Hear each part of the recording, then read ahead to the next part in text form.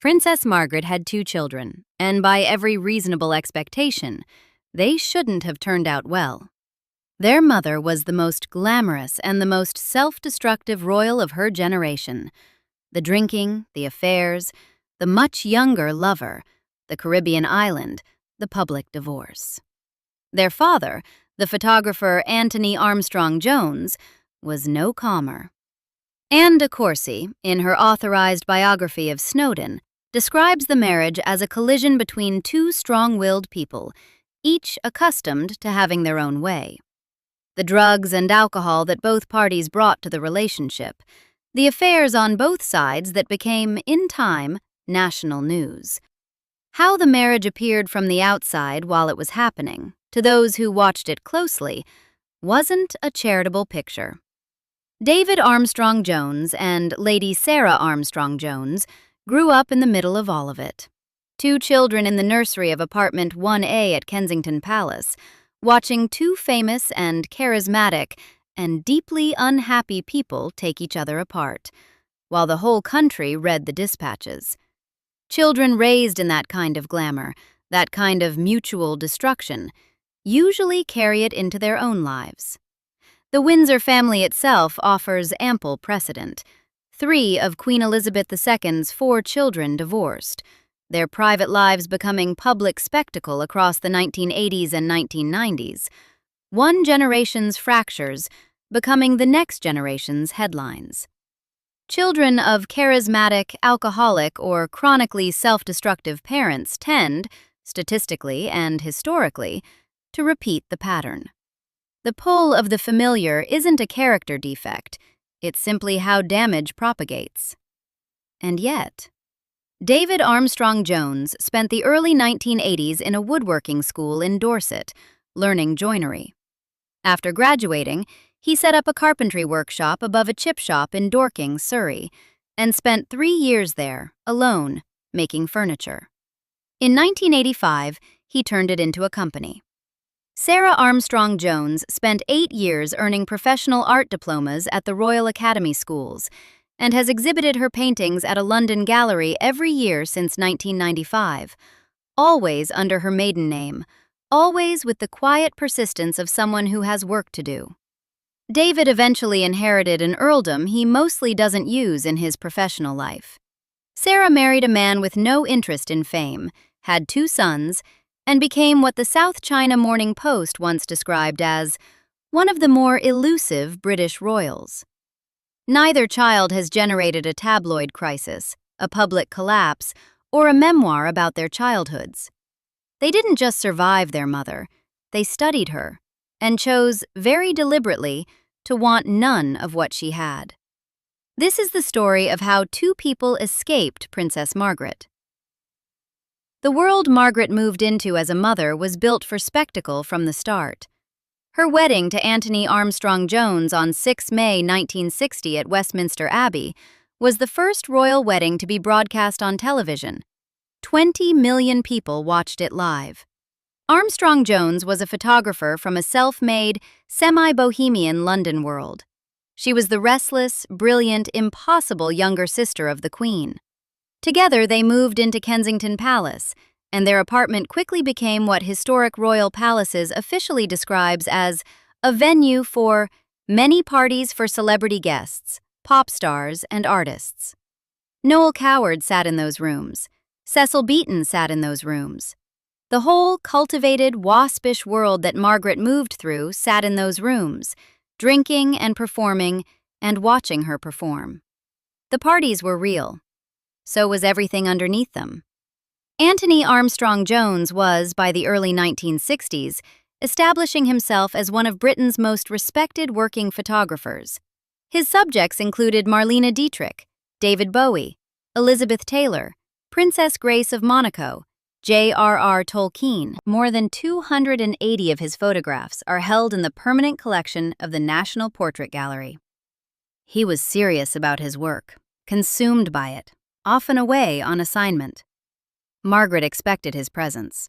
De Courcy documents the gap between what she wanted and what she got. One of Snowdon's strongest motivations was work, and it frequently took him elsewhere. On the other side of that gap, Margaret had her own compulsions: the late-night parties, the drinking, the boredom of an extraordinary intelligence with nowhere adequate to put it. By the mid-1960s, the marriage was already conducting itself in the newspapers. Snowdon's various affairs were becoming an open secret among those who moved in their circle. Margaret's relationship with Roddy Llewellyn, a man 17 years her junior whom she met in 1973, was eventually reported in the press in 1976, and the reporting destroyed whatever was left of the couple's public standing together. David was born on 3 November 1961 at Clarence House in London. Sarah followed on 1 May 1964 at Kensington Palace itself. They had a nanny named Verona Sumner, and the Wikipedia account of their childhood notes that their parents were comparatively hands-on for the time. Snowdon, in particular, teaching the children to build things and to be creative. But the marriage they were growing up inside was disintegrating in full public view for as long as either child could form a coherent memory of it. The couple formally separated in 1976. David was 14, Sarah was 12. 2 years later, on 10 May 1978, the palace announced that Princess Margaret, Countess of Snowdon, would divorce her husband of 18 years. An ORC poll conducted the previous month had found that 73% of the British public believed Margaret had damaged her standing as a royal family member. The New York Times ran the announcement on the front page. The divorce was the first by a senior working member of the royal family in modern times, and it played out accordingly. David was 16 when the announcement was made. Sarah was 14, old enough to read newspapers, old enough to understand what front pages meant. The divorce was finalized on 11 July 1978. After that, the arrangements divided the children's time between two worlds: weekends at Nyman's, the Snowdon family property in West Sussex, when they were with their father, and Royal Lodge in Windsor, when they were with their mother and grandmother. Holidays went to Sandringham and Balmoral. It was at Balmoral, as Sarah's Wikipedia biography notes specifically, that she began doing landscape painting during the school holidays. That detail is easy to pass over, but it deserves attention. Among everything that was chaotic and disruptive about her childhood, the arguments, the affairs, the press coverage, the public divorce, what she chose to do in the quieter spaces was pick up a paintbrush and look at the landscape. That was the beginning. Snowdon's own character complicates any simple account of the household. He was a working professional of genuine ambition and craft, not merely a peripheral royal. He had co-designed the Snowdon Aviary at London Zoo in 1964, directed documentaries for CBS that won Emmy Awards, campaigned seriously for disabled people across several decades, and served as provost of the Royal College of Art from 1995 to 2003. He had a studio on Pimlico Road, the very street where David would later build his furniture business. Whether his example of making a serious working life outside royal ceremony shaped his son's later choices is inference rather than documented fact, but they shared the same street and the same basic instinct, that the work was the thing. The household, taken whole, was brilliant and self-defeating in roughly equal measure. Two talented people who couldn't stop damaging each other in an apartment in Kensington Palace, where half the cultural and artistic world of Britain had come to watch. What is remarkable isn't that David and Sarah emerged somewhat marked by it. What is remarkable is what they chose to do next. In 1980, 2 years after his parents' divorce, David Armstrong-Jones enrolled at Parnham House School for Craftsmen in Wood in the Dorset market town of Beaminster. Parnham had been founded in 1977 by the master craftsman John Makepeace, OBE, and the Design Museum would later describe it as a leading design school that changed the face of contemporary design. The course wasn't theoretical. It was joinery, cabinetry, and furniture making at a professional level, the kind of training that ends with calluses. He spent 2 years there, graduating in 1982. Then he went to Dorking, Surrey, and set up a workshop above a chip shop. He worked there for approximately 3 years, designing and making furniture himself, learning by making things and fixing the mistakes. In 1985, he formalized the operation as David Linley Furniture Limited, later shortened to Linley, a bespoke furniture and cabinetry business specializing in neoclassical design and the use of inlaid and marquetry woods, based on Pimlico Road in London. WWD framed the choice bluntly when writing about it years later. An unconventional move, as royals never get involved in trade. The professional aristocracy his family inhabited didn't make furniture. They owned things made by other people. David's decision to do otherwise was noticed, and occasionally met with the kind of restrained puzzlement that British establishment circles reserve for people who insist on working. The company operated for decades and built a real commercial reputation. Its furniture, hand-polished cabinetry, marquetry tables, inlaid boxes, was sold from retail outlets in Belgravia and at Harrods, and placed on high-end design marketplaces. David published 3 books on furniture: Classical Furniture in 1993, Extraordinary Furniture in 1996, and Design and Detail in the Home in 2000. He lectured internationally. The Gentleman's Journal, interviewing him at the Pimlico Road showroom, described him as arguably the most connected designer in the art world, a consummate craftsman whose methods were rooted in traditional hand techniques, dovetails, hand polishing, techniques unchanged from earlier centuries. The business had complications. By 2012, the company's debts had grown to approximately £3 million, and David sold a controlling share for £4 million, losing direct ownership in the process. But by then, he had spent nearly 30 years building and running a real design operation, and Linley continued as a brand under new ownership.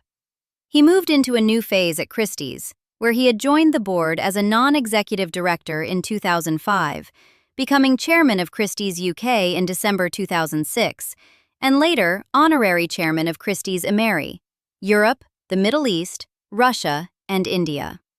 In the art world his mother had orbited as a glamorous spectator, he became a professional. A profile from the 1990s, quoted in the Gale archive, described him pointedly as the man who prefers to be known as David Linley, boss of the furniture-making business he founded in 1985, rather than by his royal connection, his proximity to the throne, or any of the credentials that come free with birth. He was 5th in line to the throne on the day he was born. By 2025, he was 26th, well behind dozens of descendants of his aunt. His professional identity wasn't built on the inheritance. The title arrived late and without ceremony. He had been styled Viscount Linley from birth as the son of an earl. On the 13th January 2017, when his father died at 86, David automatically succeeded as the 2nd Earl of Snowdon. 32 years into the furniture business, he continues to use David Linley in professional contexts because it's who he has been in the world for his entire adult life. He married Serena Stanhope on 8 October 1993 at St. Margaret's Church, Westminster. 650 guests, Elton John among them, and an estimated 5,000 spectators in the surrounding streets. Their marriage lasted 26 years before a separation was announced in February 2020, described in the joint spokesperson statement as amicable, with no specific allegations made in the public record. His daughter Margarita was a bridesmaid at the wedding of Prince William and Catherine in 2011. His son Charles served as a page of honor to the Queen in 2012. The family participated in royal occasions without being consumed by them. David isn't uncomplicated. In 2007, 2 men attempted to extort £50,000 from him by threatening to release compromising footage. He went to the police, the men were convicted and sentenced to 5 years in prison, and he was throughout the victim rather than the perpetrator. But it was tabloid material regardless. His 2012 financial difficulties were reported. His 2020 separation became news. He is a real person, not an emblem.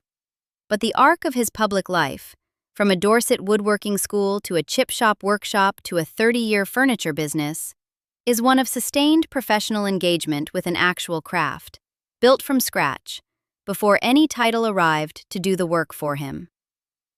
Lady Sarah Armstrong-Jones did one thing consistently across her entire adult life. She painted. Her training was serious and long. She left Bedales School, the progressive, arts-focused Hampshire school where both she and David had been educated, with a single A-level in art. From there, she enrolled at Camberwell School of Art for a foundation course. Then she spent 8 years at the Royal Academy Schools, receiving an undergraduate diploma in 1988 and a postgraduate diploma in 1991. She also won the Windsor and Newton Prize in 1988 and the Creswick Landscape Prize in 1990. 8 years and 2 professional qualifications isn't a hobby. It's a vocation. Before completing her formal training, she spent 2 years in India with her father, who had been engaged to photograph the production of A Passage to India. She worked as an intern on the film's wardrobe department and studied wood gilding under her father's cousin, Thomas Messel. Back in England, she enrolled in a 2-year course in textile and fabric design at Middlesex Polytechnic. Her education moved through several disciplines, but each one involved making things or looking at things carefully, skills that feed a painter's life rather than a public one. It was in India that she met Daniel Chatto. He was working on a different merchant ivory production, Heat and Dust, filmed in 1983. Daniel was a British actor and artist from a theatrical family. His father, Tom Chatto, was an actor.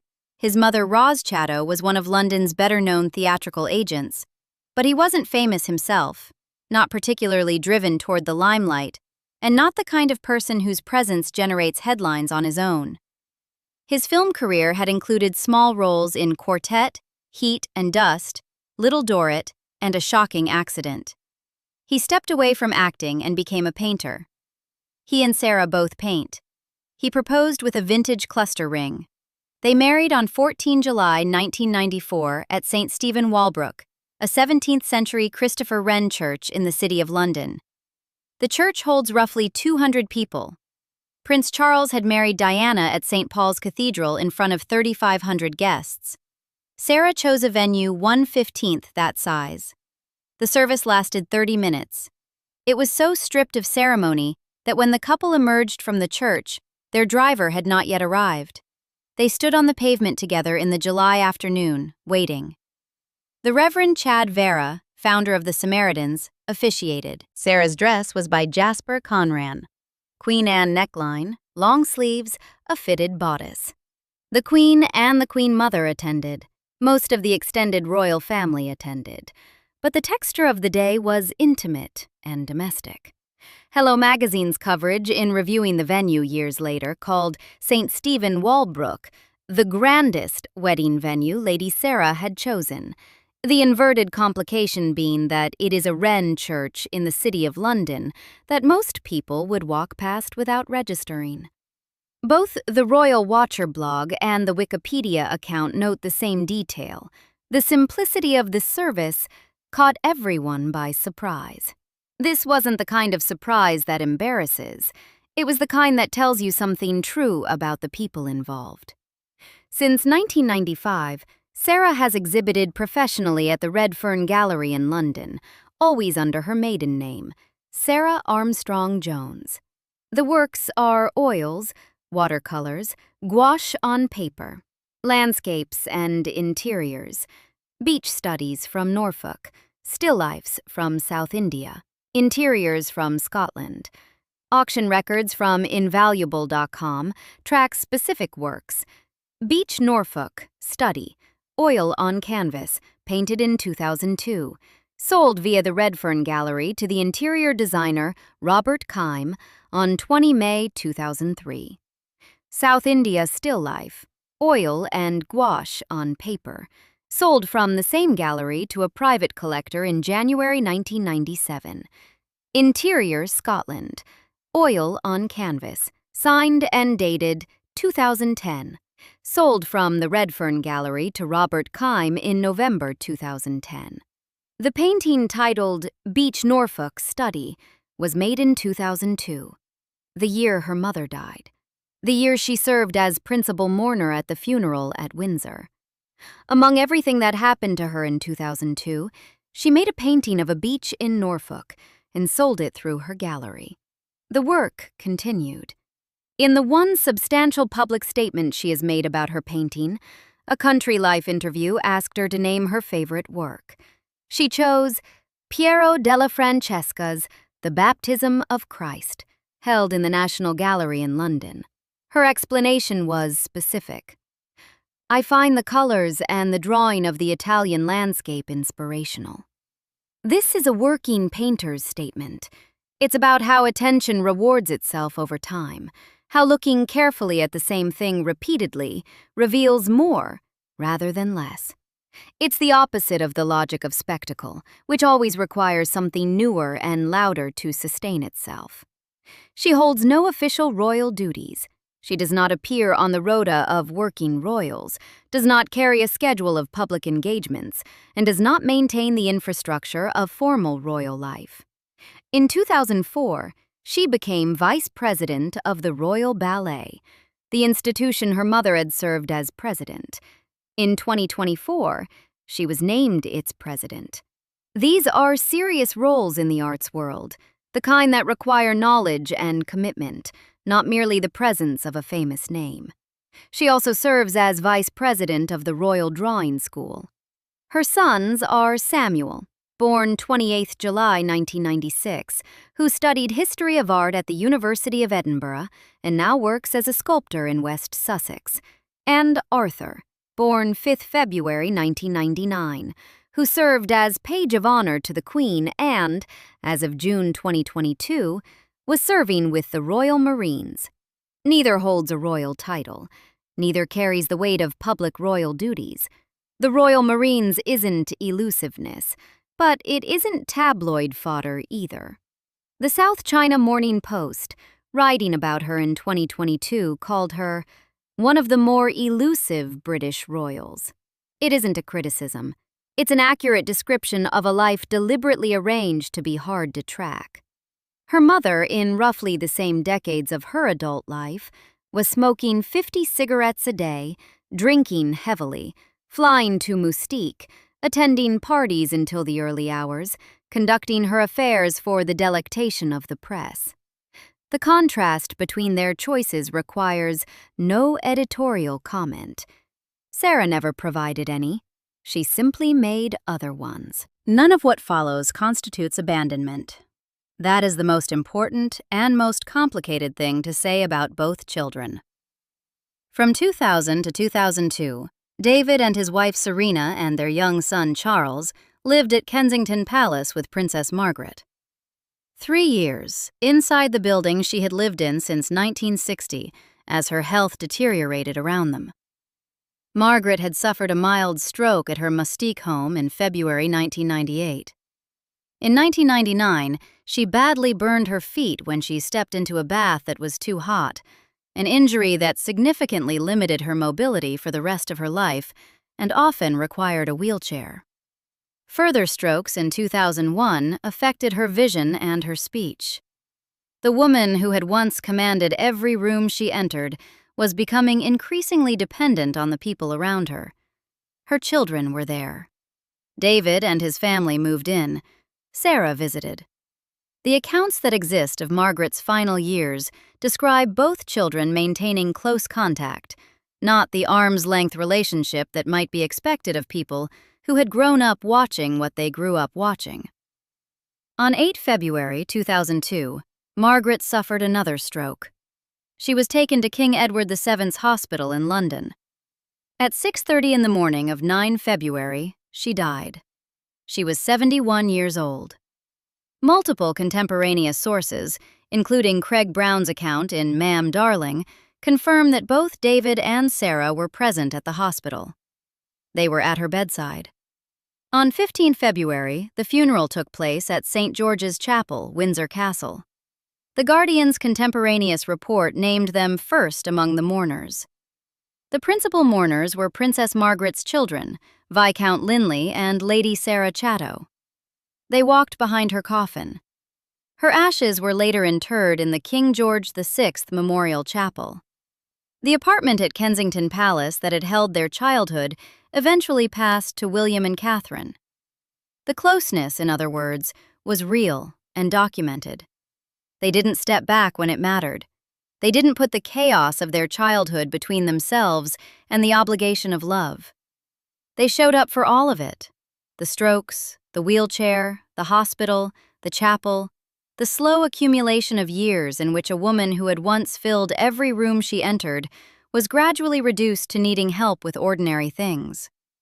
What they didn't do was live her life. They stayed close and refused to become her. That combination, loyalty without imitation, is what makes their story something more than a simple escape narrative. Craig Brown's Ma'am Darling, published in 2017, is the biographical reckoning that Margaret's life eventually produced. Its archived description captures the verdict. By the time of her death, she had come to personify disappointment. One friend said he had never known an unhappier woman. The tale of Princess Margaret is Cinderella in reverse: hope dashed, happiness mislaid, life mishandled. The Guardian's review of Brown's book carried a headline that did the work in a single line: "Being royal is bad for the character."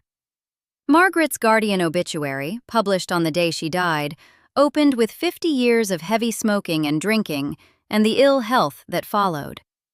That was the accounting: 50 years.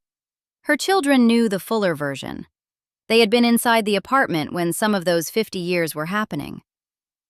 The evidence for how David and Sarah chose to live is entirely in the public record. Neither of them has written a memoir. Neither has given an interview that processed their childhood or explained their adult decisions as a response to it.